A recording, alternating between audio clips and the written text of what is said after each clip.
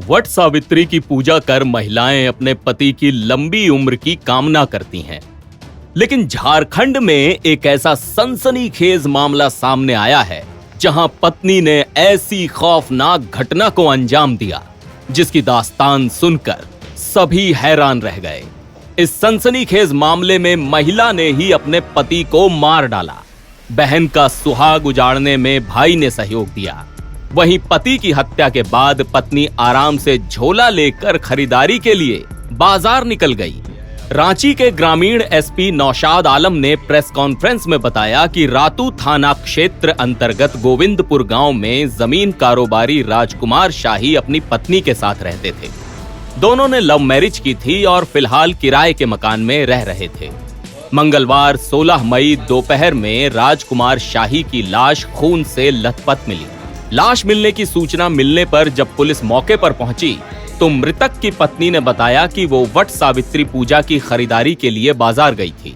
इसी दौरान उनकी हत्या कर दी गई। रांची के ग्रामीण एसपी नौशाद आलम ने बताया कि जांच पड़ताल करने पर पुलिस को बाहर से किसी व्यक्ति के घर में आने का कोई सुराग नहीं मिला। इसके अलावा पत्नी ने हत्या का जो समय बताया था उसके हिसाब से पुलिस को तुरंत ये बात समझ में आ गई कि किसी करीबी ने ही वारदात को अंजाम दिया। राजकुमार की मौत काफी पहले ही हो चुकी थी, जबकि पत्नी कुछ और जानकारी दे रही थी। पुलिस ने शक के आधार पर मृतक की पत्नी सोनी देवी को हिरासत में ले लिया। पहले तो उसने मनगढ़ंत कहानियां बनाकर पुलिस को गुमराह करने की बहुत कोशिश की, लेकिन सख्ती पर सोनी देवी टूट गई। फिर महिला ने मर्डर की ऐसी खौफनाक दास्तान सुनाई कि सभी दंग रह गए। पति की हत्या के आरोप में गिरफ्तार सोनी देवी ने बताया कि लव मैरिज के बाद राजकुमार ने उनके साथ मारपीट शुरू कर दी थी।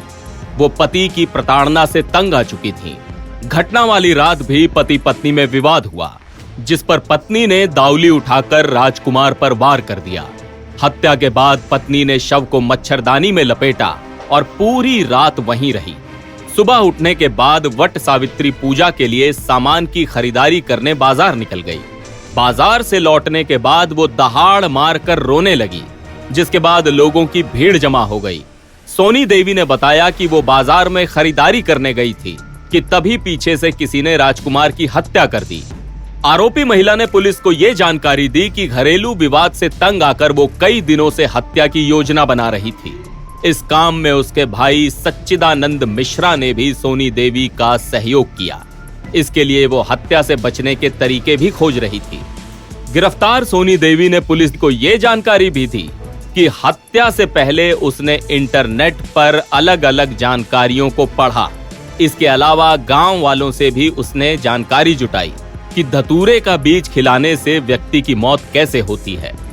इस जानकारी के बाद महिला ने मंगलवार 16 मई की रात को घर में मटन बनाया और उसमें धतूरा मिला दिया ताकि मटन खाने के बाद उसके पति की मौत हो जाए। पत्नी सोनी देवी रात में मटन बनाकर पति का इंतजार करती रही, लेकिन जब देर रात पति घर आया तो उसने मंगलवार की बात कहकर मटन खाने से मना कर दिया। लेकिन सोनी देवी मटन खाने के लिए दबाव डालने लगी। इस पर पति ने कहा कि वो उसे कुछ खिलाकर मारना चाहती है।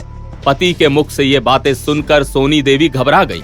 हड़बड़ी में उसने तुरंत अपने भाई को बुलाया और फिर दोनों ने मिलकर धारदार हथियार से राजकुमार की हत्या कर दी।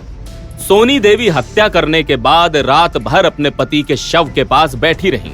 वहीं उसका भाई घटना को अंजाम देने के बाद अपने घर वापस लौट गया, जबकि जिस धारदार हथियार से हत्या की गई थी उसे दूर स्थित कुएं में फेंक दिया गया।